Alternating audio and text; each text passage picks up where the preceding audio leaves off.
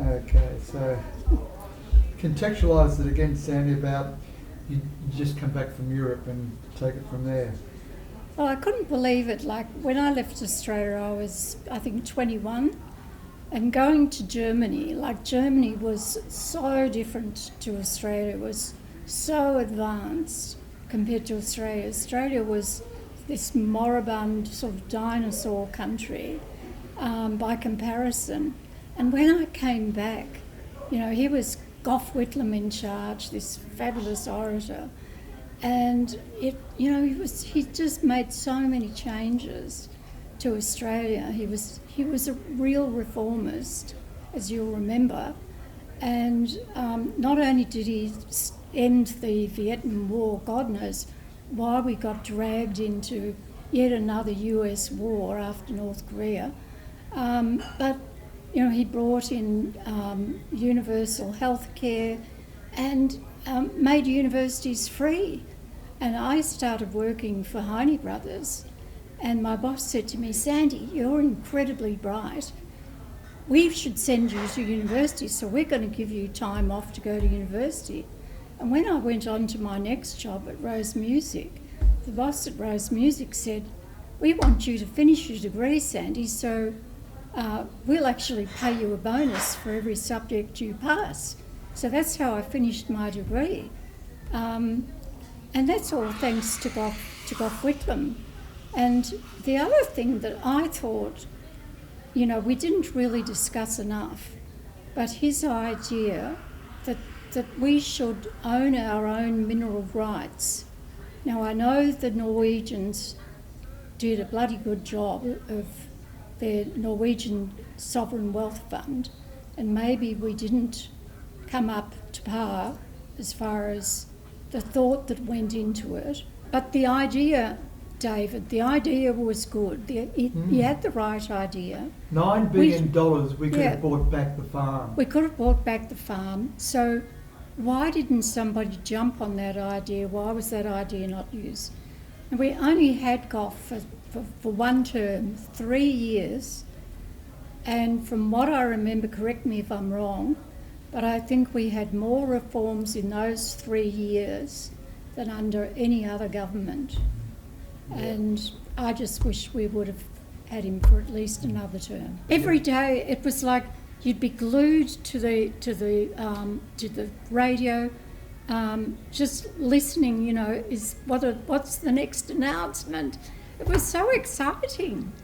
It really, really was, because there'd be something new every day. And I thought, finally, we're catching up with the rest of the world. It was fantastic. Why do you think Albanese in the Labor Party of today is so moribund in comparison to Gough and all those great ministers, men and women, that forged a new path for Australia before the coup? I think Albo's. I think he would the last election when they came into power, he was afraid of being wedged by Dutton, and I think we're seeing signs now that he's taking a step forward. He, you know, in terms of his reaction to what's happening in Gaza. I'm hoping that he may actually think of sanctioning Israel. That might now happen. But they went with the good old colonial Britain plan rather than such more radical, or not greatly radical, but the French plan, for instance. You know, we seem to have this continuing dependency upon either Mother England or our great imperial power, the United States, even though the United States is ruled by one of the most arrogant, narcissistic, corrupt, predator of countless women, and what he's doing with the immigration policies with all those poor millions of people that live in fear and trepidation. There's no way Gough or Tom Uren or Susan Ryan or Paul Keating would have gotten to bed with a man so as terrible as Trump. No. But I think we're starting to see signs now in Albo that he's prepared to take a stronger stance. Like, we're hearing the word sovereign him using the word "we're a sovereign country" a lot more often than we did in the past. And let's face it, there's no opposition anymore. They're finished. They're devastated. He's got a clear path ahead, and Australians really hate Trump. And Australians really want, like we did as young people in Goff's time, we really want to have a breath of fresh air for our children and our grandchildren's future. We of us that are the baby boomers in our 60s and 70s and 80s now, you know? Yeah. Because looking at the world otherwise, it's very dark, isn't it? Yes, yes. Now the world has changed, and I think anybody that saw Alana Ferguson, that saw her perform at the Canberra Press Gallery, she's the CEO of Cheek Media, and you know she's got over 4 million followers, and you know the young kids today, Gen X, Y, Z, they're all following people like Alana Ferguson. They're not reading this crap here. The only people reading the Herald Sun are the silent generation and the boomers, and they're in the minority now. So they're on the way out. They're on the way out, thank God. And I'm one of them, but at least I'm one of them too. At least I don't read that crap. That's great, Sandy. Yeah. And I couldn't believe how different Germany was to Australia. Yes. We were so far behind the rest of the world. Yes. And when I came back was 72, God, here was Gough Whitlam, like every day. Yes. Something new that was announced, you know, we ended the Vietnam War, and then next thing free university education and free Medicare and so on. It was fantastic, and it was like the lights going on finally. Sadly, he wasn't interested in finances, was he, Whitlam? He wasn't interested in very much. His area was more law and foreign relations and so on. Horses for courses, I guess. Sure. And he was a brilliant orator. Yes, yeah, sure. Because I can remember... Say that again, Sandy. He was a brilliant orator, and I can remember doing my HSC or matric exams when we would... And I was told that he wrote soliloquies before breakfast, and I believe that. But he also wrote his own speeches, and for English, we would read his speeches, because we were given these speeches for English, and we were told that these were written by Gough Whitlam. When you read them, you think, my God, he wrote these before breakfast, you know. It was pretty impressive. He was an extremely impressive person, yes. But there was more to being successful by having some good people around you that were capable, wasn't it? That's what really brought him down, wasn't it?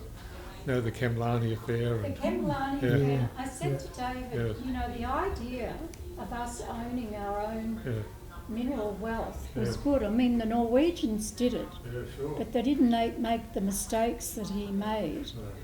But the idea was clever. I think it was set up... The domino theory, when they were going to come down progressively through each of the countries of the Southeast Asia, weren't they? Never occurred, of course, but some people believe that it still will have occurred. But well, hence our China policy. I mean, why are we lining up to go to war with our greatest benefactor of the last 30 years in terms of economic largesse? Yes. It's one thing about the politics of China and the Communist Party. Sure, they persecute their minorities, and so does the United States, so do we.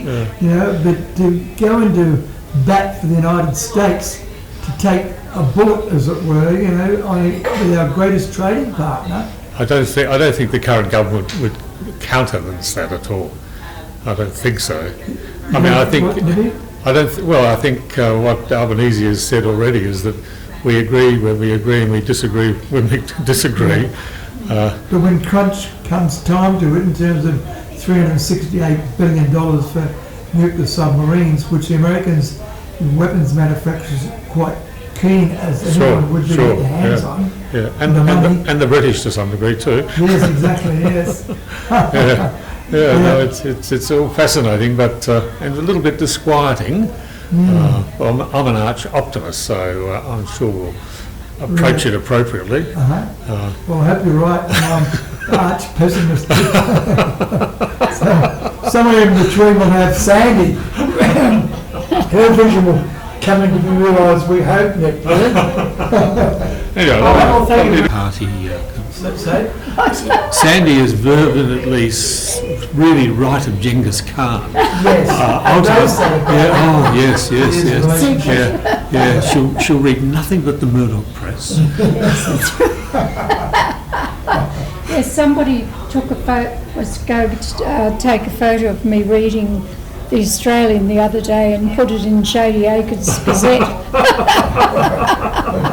It was an article about Drew Hutton. Oh, yeah. You've been following Drew's story?